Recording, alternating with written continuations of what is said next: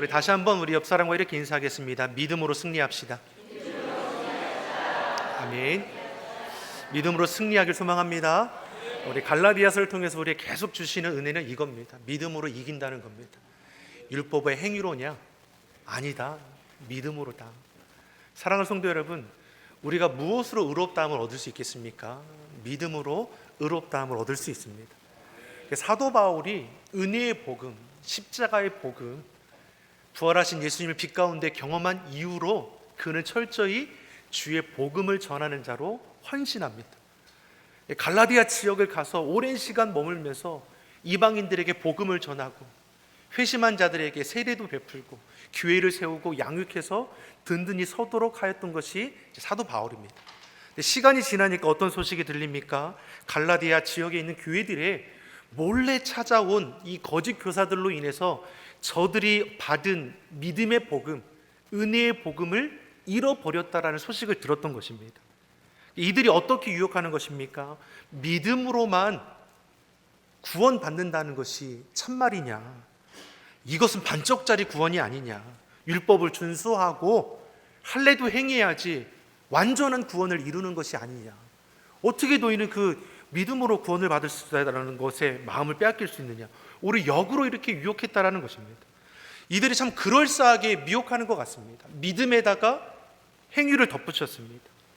바울의 사도권도 의심하게 하고 바울이 전하는 그 복음 자체를 의심하게 만들어버린 것입니다. 그래서 구원의 기쁨은 잃어버리게 하고 다시 예전처럼 율법의 굴레에 매이도록 만들었습니다. 그러한 소식을 이 사도 바울이 듣고 나서 어떻게 합니까?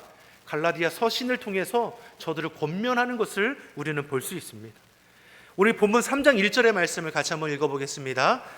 어리석도다 갈라디아 사람들아, 예수 그리스도께서 눈에 밝히 보이거늘 누가 너희를 깨어더냐. 아멘. 갈라디아 성도 여러분, 왜 이리도 어리석습니까? 이 어리석다 영어 성경을 보면 foolish, stupid이라고 표현됩니다. 바보라는 것. 왜 이렇게 어리석고 바보스럽습니까? 어떻게 구원을 율법의 행위로 얻을 수 있다라는 그 거짓된 것에 미혹되어서 흔들려 버릴 수 있는 것입니까? 예수 그리스도께서 십자가에 못 박히신 것이 너희 눈앞에 밝히 보이지 않았습니까? 예수님께서 십자가에 죽으심으로 우리의 모든 죄값을 다 치러 주셨는데 왜 이전처럼 자신의 행위를 통해서 구원을 얻을 수 있다라고 주장하기 시작하는 겁니까? 사람이 의롭다함을 입는 것은 율법의 행위에 있지 않고 믿음으로 되는 것임을 왜 잊어버리는 것입니까? 누가 당신들을 꼬인 것입니까? 누가 너희를 속여서 혼란스럽게 한 것입니까? 사도 바울이 안타까운 목자의 심정이 잘 담겨 있는 겁니다. 이미 예수님 믿어 구원함을 받았는데 예수님께서 대속제물 되어주심으로 우리가 죄로부터 자유함을 얻었는데 무슨 행위가 필요하냐는 것입니다. 여러분, 속지 않는 저와 여러분이 되게 소망합니다. 세상의 소리에 속지 마십시오. 다른 복음은 없다라고 했습니다. 예수님 플러스 더하는 것이 있다면 그것은 거짓일 뿐입니다. 이 시대에도 얼마나 많은 것들을 유혹하고 미혹합니까? 거짓된 것으로, 헛된 것으로 우리에게 불안을 조장하는 것들이 너무나 많습니다. 오직 예수님, 오직 믿음으로 여러분의 신앙을 지켜나가기를 예수님의 이름으로 소망합니다. 옆 사람에게 선포합시다. 오직 예수님, 오직 믿음입니다. 이렇게 한 번 더 하겠습니다. 지켜보겠습니다. 여러분, 서로 지켜주십시오. 지켜봐 주시고 기도해 주시고 위로해 주시고 격려해 주시고, 이 코로나 바이러스로 인해서 보이지 않으면 어떤지 좀 연락도 해 주시고 기도해 주시고, 그래서 우리 믿음의 공동체가 주님 안에서 든든히 서갈 수 있길 간절히 소망합니다. 우리 본문 2절과 3절 말씀도 같이 보겠습니다. 2절 3절의 말씀입니다. 내가 너희에게 다만 이것을 알려 하노니 행으로 듣고 믿음으로냐. 너희가 이같이 어리석으냐. 성령으로 시작하였다가 이제는 육체로 마치겠느냐. 아멘. 사도 바울이 이들에게 묻기를, 성령을 받은 것이 율법을 지켜서냐, 복음을 듣고 믿어서냐? 무엇입니까? 복음을 듣고 믿음으로 성령의 충만함을 받는 겁니다.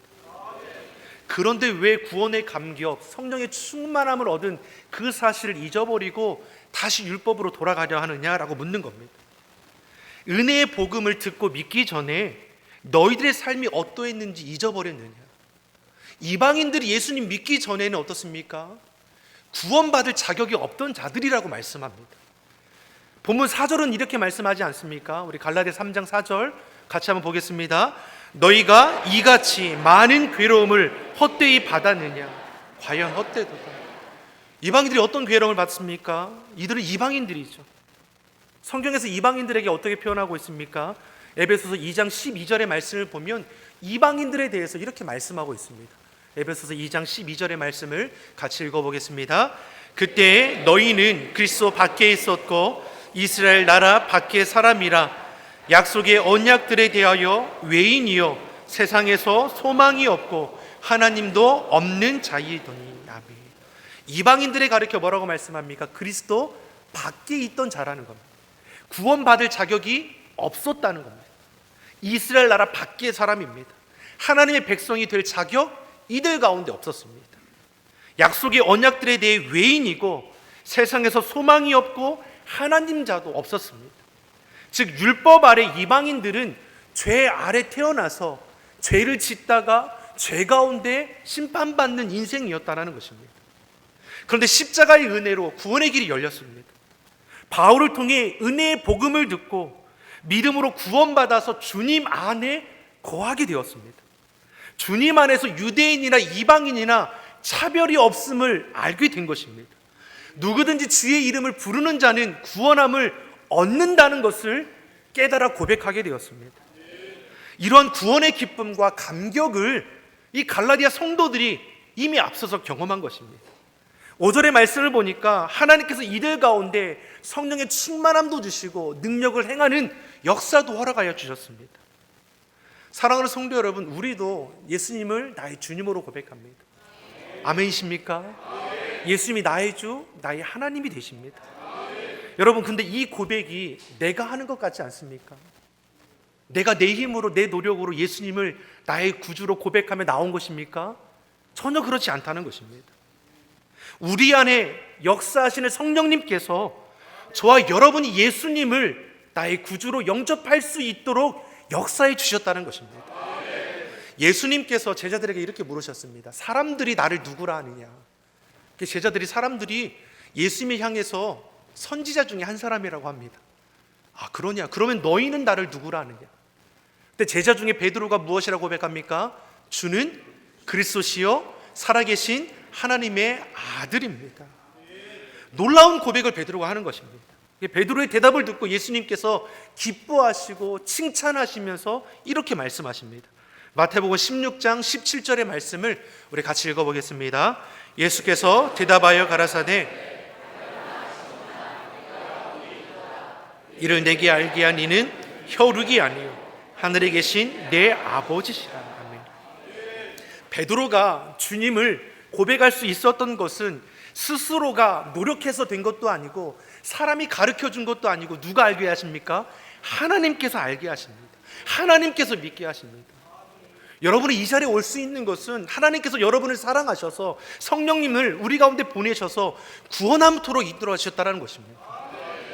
여러분이 결코 하나님 보시기에 얼마나 귀한 자인지를 잊지 않길 소망합니다. 그러니 사도 바울이 믿음으로 의롭다함을 입은 너희가 성령으로 시작한 너희가 어찌 다시 육체로 돌아가려고 하느냐? 육체가 무엇입니까? 율법의 행위입니다. 자기 노력으로 자기 수고로 너희가 의롭다함을 입을 수 있겠느냐? 왜 헛된 것에 다시금 돌아가려고 하느냐? 이렇게 지금 묻고 있는 것입니다. 무엇을 말씀합니까? 성령을 받은 이후에도 예수님을 나의 주 나의 하나님으로 고백하며 뜨겁게 신앙생활하는 것 같지만 미혹하는 그 소리에 우리의 신앙이 흔들려 버릴 수도 있다는 것입니다. 갈라디아 교회 성도들이 믿음이 없습니까? 성령의 충만함을 모릅니까? 세례를 안 받았습니까? 능력도 행하셨다라고 말씀합니다. 그럼에도 거짓 교사들의 그 말에 미혹되어서 그들의 신앙이 송두리째 흔들려 버리신 것입니다. 사랑하는 성도 여러분, 저와 여러분 어떠합니까? 여러분 말 한마디 흔들리지 않길 소망합니다. 세상의 소리에 여러분의 신앙이 흔들리는 일이 결코 없길 바랍니다.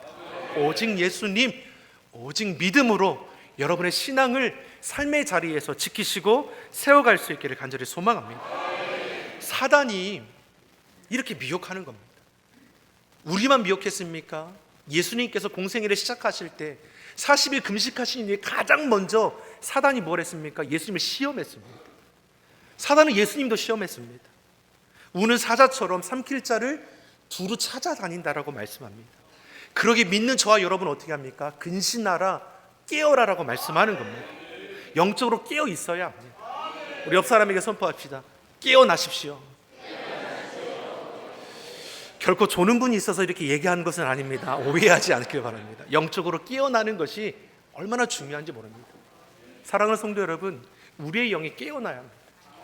우리가 믿음의 눈으로 열어서 우리 하나님의 선하신 뜻을 분별할 수 있는 저와 여러분이 되기를 예수님의 이름으로 소망합니다. 그렇지 않으면 거짓 교사들에게 현혹되고 미혹되는 것입니다. 이 시대에 얼마나 거짓 교사들이 많습니다. 이단들이 질비하지 않습니까? 하나님, 어머니 하나님에 대해서 여러분 얘기하면 솔깃하지 않습니까?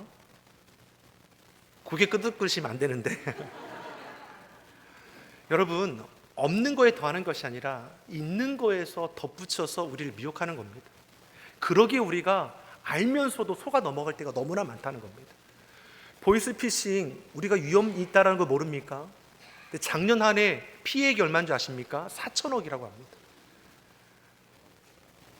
여전히 피해가 급증하고 있습니다. 줄어드는 것이 아니라 해마다 그 피해액이 급증합니다. 우리가 몰라서 그럽니까? 이상하게 속아 넘어가는 겁니다. 영적으로도 마찬가지입니다. 우리 갈라디아서 6장 7절은 우리에게 이렇게 말씀합니까? 사도 바울이 이렇게 얘기하면서 이제 아브라함을 통해서 우리에게 교훈을 주는 겁니다. 6절 7절의 말씀 읽겠습니다. 아브라함이 하나님을 믿음에 이것을 그에게 의로 정하였다 함과 같으니라. 그런즉 믿음으로 말미암은 자들은 아브라함의 아들인 줄 알지어다. 아멘. 이제 바울이 갈라디아 성도들에게 권면하면서 이제 아브라함에 대해서 지금 말씀하는 겁니다. 왜 아브라함에 대해서 이야기하는 것입니까? 거짓 교사들이 율법의 행위, 할례를 강조하면서 누구를 통해서 유혹합니까? 아브라함입니다. 아브라함, 믿음의 조상, 복의 근원되는 아브라함도 할례를 행하지 않았느냐? 너희들도 행하지 않겠느냐? 규례를 지킴으로 하나님께 의로함을 받을 수 있다라고 미혹하는 것입니다. 이에 대해 바울이 뭘 말씀합니까? 아브라함이 율법 외의 행위로 의롭다함이 된 것이 아니라는 겁니다.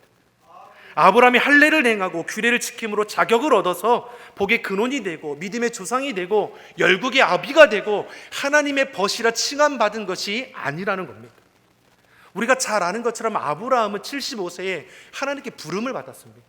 부름을 받을 때 하나님께서 약속의 복을 주셨습니다. 땅의 복을 주시고 후손의 복을 주셨습니다. 근데 우리가 잘 아는 것처럼 아브라함이 이삭이 태어날 나이가 언제입니까? 100세입니다. 하나님께 부름받은 75세에서 25년이 지나고 나서야 하나님의 약속이 이루어졌다는 것입니다.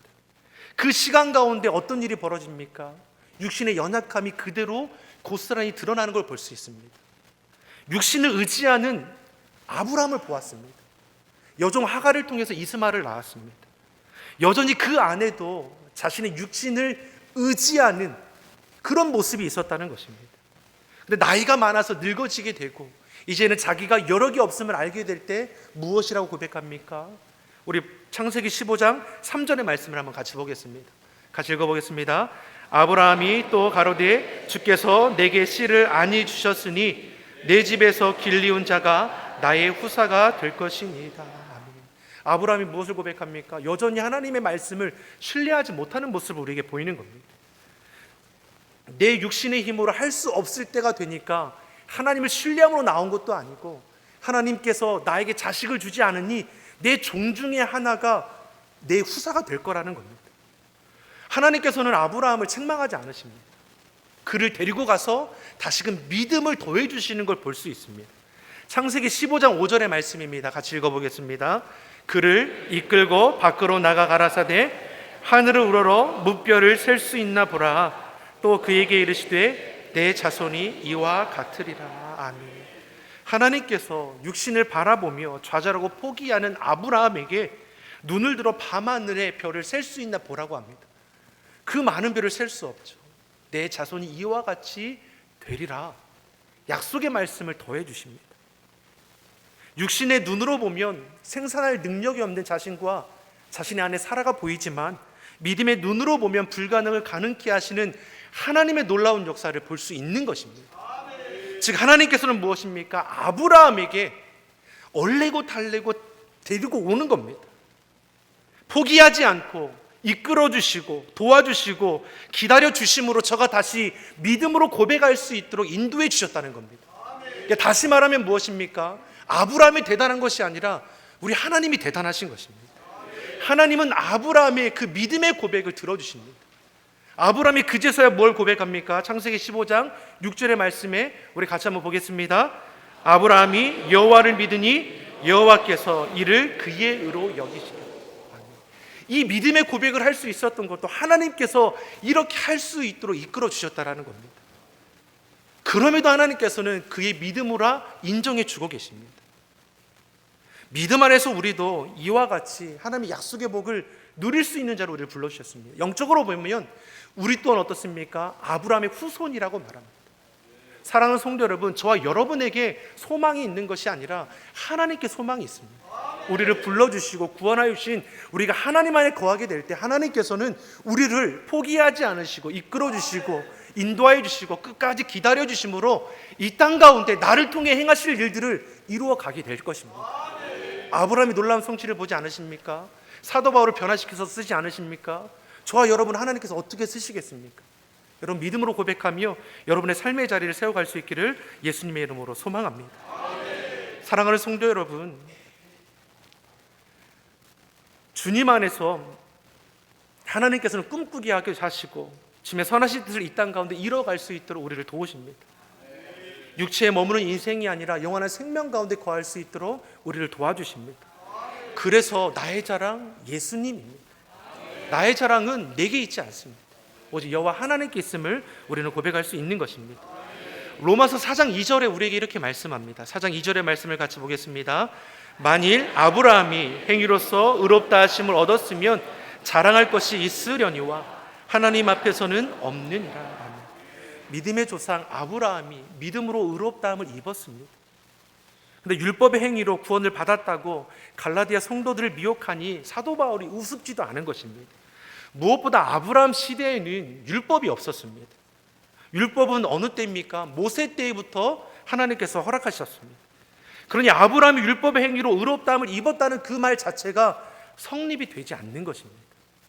이처럼 미혹하는 것은 결국 거짓이고 헛된 것임을 우리에게 말씀하는 겁니다. 다른 복음은 없습니다. 오직 예수 그리스도 믿음만으로 우리가 구원함을 얻을 수 있는 것입니다. 율법의 행위로는 의롭다함을 입을 자가 단 한 사람도 없습니다.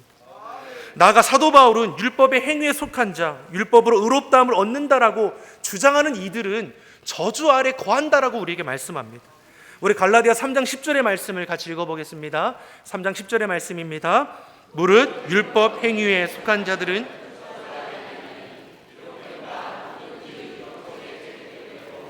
온갖 일을 항상 행하지 아니하는 자는 저주 아래 있는 자라 하였습니다. 아멘. 율법 행위에 속한 자는 저주 아래 있다라고 말씀합니다. 율법책에 기록한 온갖 일들을 완벽히 수행할 수 있는 사람이 어디 있겠습니까? 결국 율법에 매여 율법의 종노릇하는 자가 될 수밖에 없는 것입니다. 신명기 27장 26절은 그래서 우리에게 이렇게 말씀합니다. 이 율법의 모든 말씀을 실행치 아니하는 자는 저주를 받을 것이라. 율법은 무엇입니까? 우리 죄를 드러나게 할 뿐입니다. 율법을 통해서 우리는 내가 죄인임을 깨닫게 되는 것입니다. 율법의 행위로 의롭다함을 얻을 수 있습니까? 율법 아래는 저주라고 우리에게 말씀하고 있습니다. 율법의 행위로는 결코 의롭다함을 얻을 수 없습니다. 우리가 매주일 예배에 빠지지 않고 헌금도 꼬박꼬박 드리고 교회일도 열심히 하고 매일 말씀 보고 기도하고 찬양하고 부모님도 공경하고 물질의 마음 빼앗기지 않고 세상 바라보지 않고 정직하게 행하고 말과 행동이 예수님 닮아가려고 노력하고 오직 믿음으로 주의 말씀을 지켜 행함을 통해서 완벽한 삶을 살아가겠다라고 하며 살아가는 자가 누구 있습니까? 손 한번 들어보십시오. 우리가 몇 가지만 얘기해도 질리지 않습니까? 여러분, 율법 그 많은 규율을 어떻게 우리가 지킬 수 있습니까? 이처럼 율법은 우리를 저주와 심판과 멸망으로 이끌어가는 것입니다. 하지만 믿음은 죄 용서와 하나님과 화목하게 하시고 우리로 의롭다함을 얻게 합니다. 그래서 이 땅 가운데 예수님께 육신을 입고 오신 것입니다. 우리 본문 13절은 그래서 우리에게 이렇게 말씀합니다. 13절의 말씀을 우리 한번 같이 한번 보겠습니다. 그리스도께서 우리를 위하여 저주를 받으신 바 되사 율법의 저주에서 우리를 속량하셨으니 기록된 바 나무에 달린 자마다 저주 아래에 있는 자라 하였습니다. 아멘. 예수님께서 십자가에서 대속제물 되어주심으로 율법의 저주로부터 속량해 주셨습니다. 우리를 사랑하여 주셔서 주님의 사랑 가운데 우리를 자유하게 하셨습니다. 내가 그리스도와 함께 십자가에 못 박혔나니 그런즉 이제는 내가 산 것이 아니요 오직 내 안에 예수 그리스도께서 사신 것이라. 주님 안에서 우리가 믿음으로 의롭게 하였습니다. 예수님의 죽으심으로 나의 죽음이 되었고 예수님께서 부활 승리하심으로 우리도 부활 승리했습니다. 예수님의 권세, 예수님의 능력, 내 권세, 내 능력이 되었습니다. 주님 안에 거할 때 우리는 만족함을 누리고 살아갈 수 있는 것입니다. 사랑하는 성도 여러분, 저와 여러분이 구원의 감격을 잊어버리지 않길 간절히 소망합니다. 성령의 충만함을 잃어버리지 않기를 소망합니다. 세상에 줄 수 없는 참된 위로와 평안을 주님 안에 누리며 살아갈 뿐만 아니라 이 시대에 예수 그리스도, 우리 믿음을 선포함으로 능히 하나님의 영광을 이루어갈 수 있는 저와 여러분이 되기를 예수님의 이름으로 축원합니다. 기도하겠습니다. 사랑의 하나님 아버지, 우리가 주님 안에 거하기를 원합니다. 나는 죽고 예수님으로 살아가기를 소망하오니 헛된 것에 마음 빼앗기지 않게 하시고 오직 믿음 안에서 살아가게 하여 주옵소서. 믿음으로 시작하여 믿음으로 마치는 복된 삶을 살아가는 우리 모두가 되게 하여 주옵소서. 감사드리며 예수님의 이름으로 기도드립니다. 아멘.